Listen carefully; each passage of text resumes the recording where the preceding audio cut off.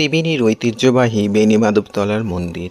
এটা তো আমি আগেই আপনাদের শর্টসে দেখিয়েছিলাম আর বলেছিলাম না যে চৈত্র সংক্রান্তির দিনে অনেক সন্ন্যাসী এখানে জড়ো হয়, তারই কিছু দৃশ্য কিন্তু এক এক করে আপনাদের সামনে বিভিন্ন শর্টসের মাধ্যমে তুলে ধরবো। এখন বড় উৎসব জানেন এই মন্দিরটাকে কেন্দ্র করে, চৈত্র মাসের শেষ তো, তার মধ্যে আবার সামনে নীল পুজো, বহু মানুষের সমাগম হবে। সেদিনকেও দেখাবো আপনাদের কিছু দৃশ্য। এই যে ত্রিবেণীর প্রাচীন ঐতিহ্যবাহী বেণীমাধব বাবা, আর দেখছেন কত প্রাচীন মন্দির, যদিও এখনও কিছুটা আধুনিকরণের প্রভাব পড়েছে, বিভিন্ন ধরনের আধুনিক ব্যবস্থা এখানে হয়েছে। দেখছেন আজকে কিন্তু প্রচুর ভিড় রাস্তায়।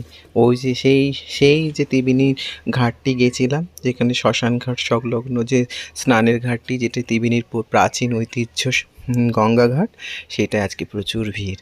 এখন চৈত্র সংক্রান্তির দিকে তো প্রচুর ভিড় হচ্ছে, ওই জন্য জানেন তো প্রচুর মানুষের সমাগম, বিভিন্ন মানুষ আসছে গঙ্গা স্নান করতে।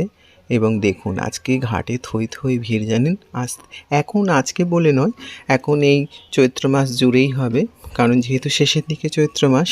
আর সেই যে মন্দিরটা মনে আছে আগের শর্টসে দেখিয়েছিলাম, একই সঙ্গে অনেক দেবদেবীর অবস্থান। আজকে চলুন ঘাটের নিচে নিয়ে যাই। দেখুন কত মানুষ সমাগম, কত বিভিন্ন ধরনের দোকান পসরা, একদম ভর্তি জানেন। বিভিন্ন মানুষ তাদের বিভিন্ন ধরনের ধর্মীয় রীতিনীতি পালন করতে আসেন এখানে, এবং দেখতেও ভালো লাগে। এই যে দেখেছেন বাঁক নিয়ে যাচ্ছেন বাবার কাছে।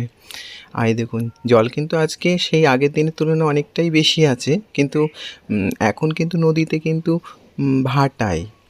যাই হোক, ভালো লাগছে দেখে। আর আপনাদের সঙ্গে বলি যে এই সেই যে গঙ্গা ঠাকুরটা, চলুন আমি বাড়ির দিকে এবার যাই। আর সঙ্গে আপনাদের সঙ্গে কথা বলতে বলতে আর একবার বলি যে আমার চ্যানেলটা যাদের যাদের ভালো লাগছে একটু সাবস্ক্রাইব করে পাশে থাকবেন, লাইক করবেন, কমেন্ট করবেন, শেয়ার করবেন, এবং দেখা হবে আপনাদের সঙ্গে পরবর্তী শর্টসে। ততক্ষণের জন্য আপনারা ভালো থাকুন, সুস্থ থাকুন।